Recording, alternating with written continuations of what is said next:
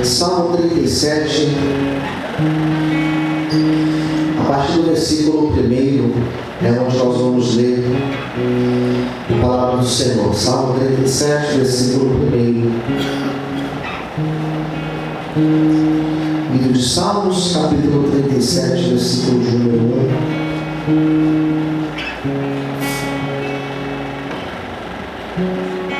Todo mundo já achou? Está aqui na frente também. Quem não tiver com a Bíblia, você pode ler por aqui. Eu não vou ler o salmo inteiro, porque ele é grande. Tem 40 versículos, né? Eu vou ler só os primeiros. Diz assim a palavra do Senhor: não te indignes por causa dos malfeitores, e nem tenhas inveja dos que praticam a iniquidade. Não tenhas o quê? Inveja. Não tenhas inveja dos que praticam a iniquidade. 2. Porque cedo serão ceifados como a erva e murcharão como a verdura. 3. Confia no Senhor e faz o bem. Vamos repetir essa frase, todos juntos? Confia no Senhor e faz o bem. Habitarás na terra e verdadeiramente serás alimentado. 4. Deleita-te também no Senhor, e Ele concederá o que deseja o teu coração. O 5, para terminar: entrega o teu caminho ao Senhor, confia nele, e Ele tudo fará. Vamos orar, vamos ficar os olhos. Senhor, fale conosco, meu Pai, nesta manhã. Agora é a hora da tua palavra ser ministrada.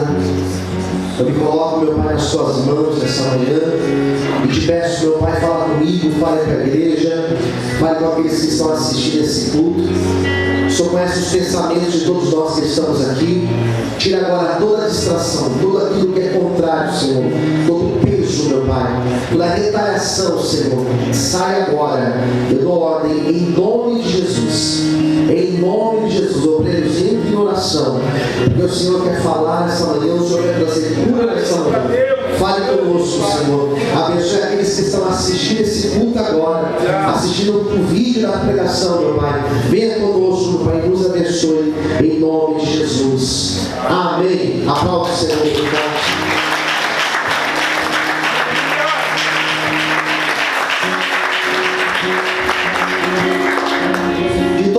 Da Bíblia, o livro de Salmos, ele segue um caminho diferente.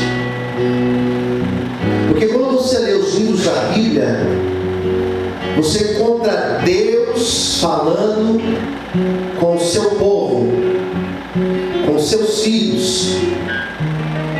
Você vê Deus falando com a nação de Israel, quando você lê o Antigo Testamento. No Novo Testamento você vê Deus falando com a igreja, com a sua igreja.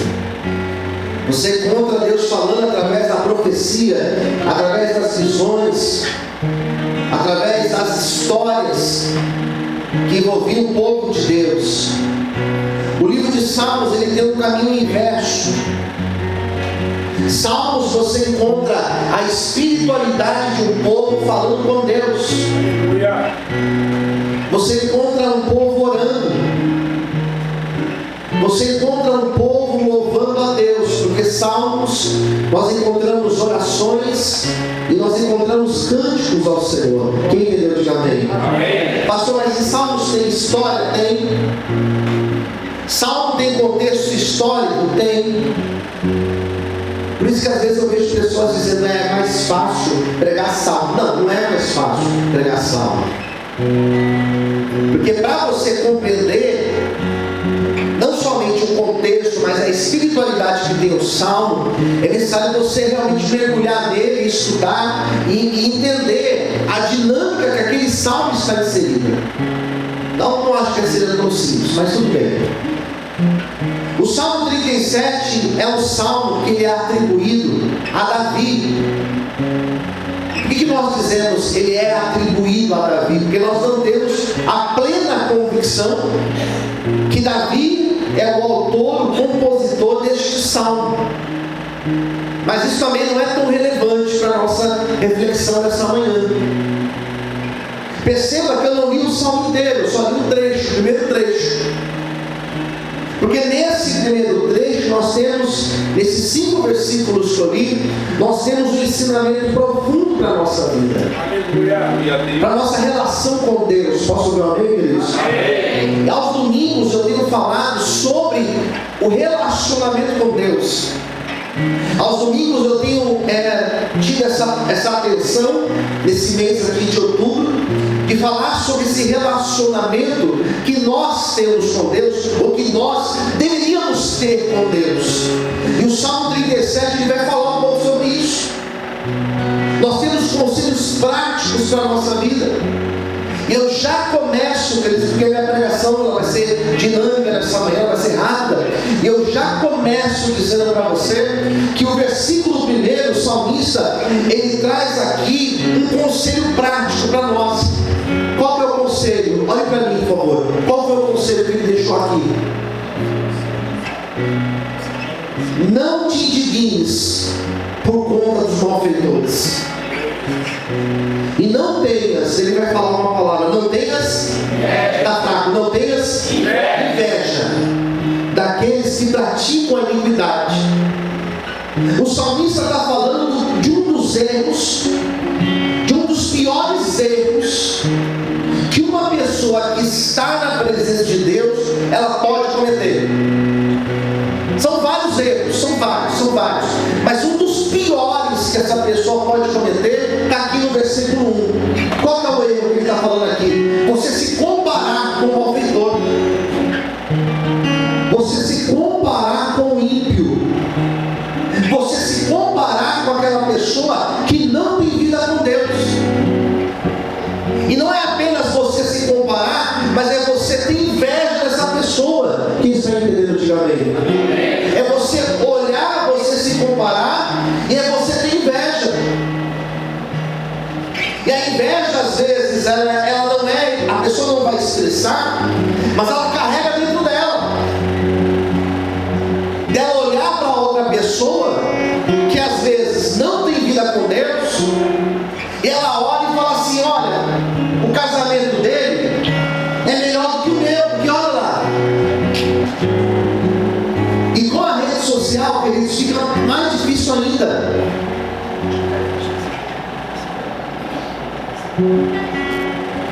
E o pior, queridos, que com a rede social o negócio fica mais grave ainda. Porque a pessoa só posta aquilo que ela quer. Quem entendeu? Diga amém. Ela só posta o que ela quer. E ela não vai postar o fracasso, ela não vai postar a luta, ela não vai postar o desânimo, ela não vai postar o buraco que ela se enfiou, ela vai postar o êxito. Ela vai postar aquilo que deu certo, ou aquilo que está dando certo. E às vezes a pessoa olha para aquilo e ela começa a se comparar. E a igreja está cheia de pessoas olhando para a vida que o ímpio tem, para o estilo de vida que o ímpio tem, para as conquistas que o ímpio tem. E ele olha para aquelas coisas e olha para a vida dele, e ele está dizendo o quê? A minha vida é um fracasso, porque ele não serve a Deus e olha o carro que ele tem. Ele não serve a Deus e olha o emprego que ele tem, olha a empresa que ele tem, olha o cargo que essa pessoa tem, olha a viagem que essa pessoa faz. Às vezes a pessoa está na presença de Deus, e quando chega na sexta-feira, os amigos saem para fazer bagunça, os amigos saem, as amigas saem, e a pessoa fala: e eu? O que eu estou ganhando? De ter uma vida com Deus, e olha a vida que eu tenho. E a pessoa que não tem compromisso com Deus está melhor do que a minha. Então a pessoa, ela entra num looping, ela entra num negócio e ela se afunda, porque ela começa a olhar e comparar, e ela acha que Deus não é um Deus que ama, não é um Deus que é poderoso para fazer infinitamente mais do que nós pedimos ou pensamos. E ela começa a entrar em crise. E a igreja está cheia de pessoas em crise. Elas estão aqui, mas estão infelizes.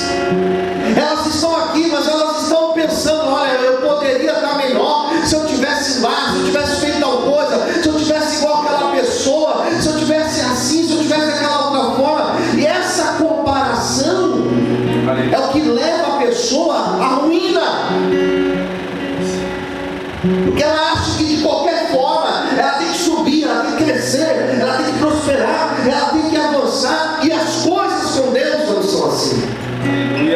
Quem está entendendo, diga amém.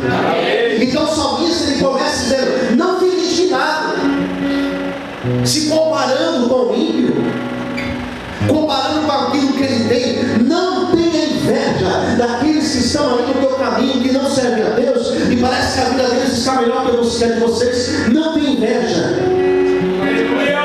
E é muito difícil alguém falar assim: eu tenho inveja. É difícil, porque todo mundo sabe que é feio. Concorda, irmãos? Quem concorda? Diga amém. Eu não vejo o pessoal dizendo: eu sou invejoso, eu sou invejosa. Não, as pessoas não falam isso. Geralmente as pessoas falam: fulano tem inveja de mim, fulana tem inveja de mim. Mas às vezes a pessoa também tem inveja e não reconhece. O primeiro erro que alguém pode cometer é o erro da comparação.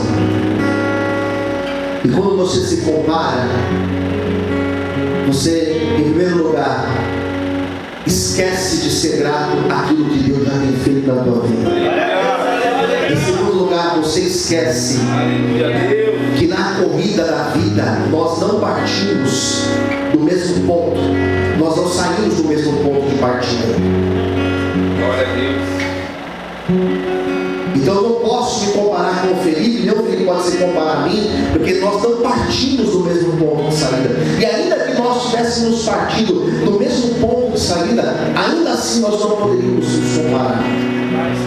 Meu irmão não pode se comparar a mim, eu não posso me comparar com o meu irmão, ainda que nós tivemos a mesma formação, a mesma educação, nós não podemos, porque chegou um momento da nossa vida que ele foi para cá e eu fui para lá.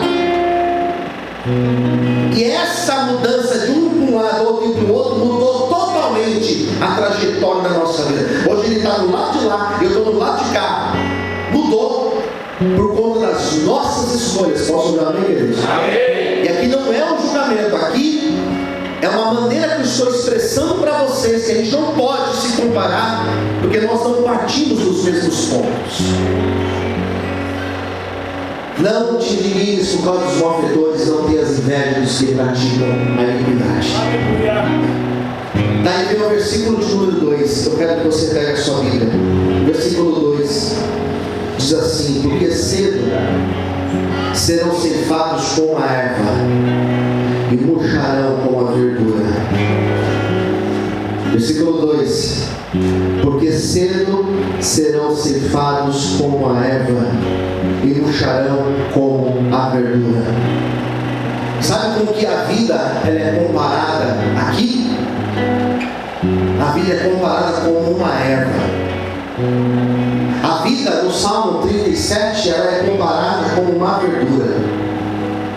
Eu acho muito forte, porque a Bíblia, ao falar da vida, a visão que a Bíblia tem da vida não é uma visão otimista, é uma visão existencialista e pessimista. A vida ela é comparada com o vapor. Sabe o que é vapor? Você pega um café, você coloca numa xícara, sabe aquela fumaça que sobe? Quem está me ouvindo? Amém. Aquilo é o vapor. Sabe o que é vapor? Eu pego o meu óculos, embaça e desembaça. Sabe o que é isso? Vapor. Sabe o que é vapor? É quando você liga o chuveiro quente e sobe aquela fumaça. Vapor. Sabe o que é vapor? Você abre a panela, está cozinhando, você abre a panela, sobe aquela fumaça. Você desliga a panela, o vapor desaparece. A vida ela é comparada a um vapor. Sabe como que a vida é comparada a um fio? E não é um fio de cabo de aço, é o fio de uma teia de aranha. Sabe uma teia de aranha? Você faz assim, ela não existe mais, você rompe. A vida é comparada com isso. A vida não é comparada com um carvalho. A vida ela é comparada com uma erva. Ela é comparada com um pé de alface que você tira do chão, você tira da terra, você arranca da terra, coloca aqui, ó, e daqui a pouco ele começa a murchar.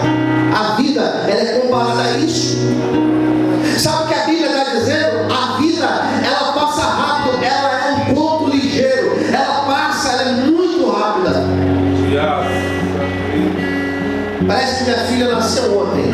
A Helena, dia 2 agora, de novembro, ela vai completar 1 ano. Para mim, para minha esposa, parece que nasceu ontem, mas já vai completar 1 ano. Parece que foi ontem, quando a gente fez o primeiro culto nessa igreja. Próximo ano nós vamos completar 23 anos aqui nessa igreja. Parece que foi ontem. Parece que foi ontem, mas a vida ela passa, e ela passa rápida. Posso ouvir amém, queridos? Sabe o que a Bíblia está dizendo no Salmo 37? Que a vida desses aí, que você talvez tenha olhado e comparado, são pessoas que elas vão murchar como uma erva. Aquilo que elas têm passa, vai passar. A riqueza ela passa. Os bens que hoje nós possuímos, todos esses bens vão ficar. Posso ouvir amém, queridos? Por mais que você seja rico, por mais que você tenha uma bela de uma casa, um belo de um apartamento, tudo isso vai ficar. E daqui a 2 anos, daqui a 5 anos, daqui a 10 anos, ou daqui a 100 anos que seja, vai estar com outra pessoa e já ninguém vai lembrar de mim, de você. Porque a vida passa. Fez 1 ano que meu pai faleceu no mês de junho. 1 ano já. Ficou tudo, irmãos. A roupa ficou, o chinelo ficou, os bens ficaram, tudo que ele tinha ficou. Acabou, irmãos. A vida é assim. Então a pessoa está vivendo a presença de Deus, mas ela se esquece que a vida é passageira. Ela se esquece que a vida está passando e ela não busca Deus e ela não se posiciona com Deus. Nessa manhã, Deus está dizendo para mim e para você: o que nós estamos fazendo na nossa vida, o que nós estamos fazendo, como nós estamos gastando a nossa vida na presença dEle. Aleluia! Louvado seja Deus! Glória a Deus! Daí vem um imperativo aqui para nós, versículo 3, que é o principal que eu quero falar nessa manhã. Versículo 3: confia no Senhor e faz o bem. Diga comigo: confia no Senhor, faz o bem. Vamos falar isso com alguém? Escolhe alguém, fala para essa pessoa: confia no Senhor e faça o bem. Segredo da vida. Em nome de Jesus, olha para mim, por favor. Segredo para você viver. Está aqui. Confia no Senhor. Faz o bem. O que mais? É isso. Segredo.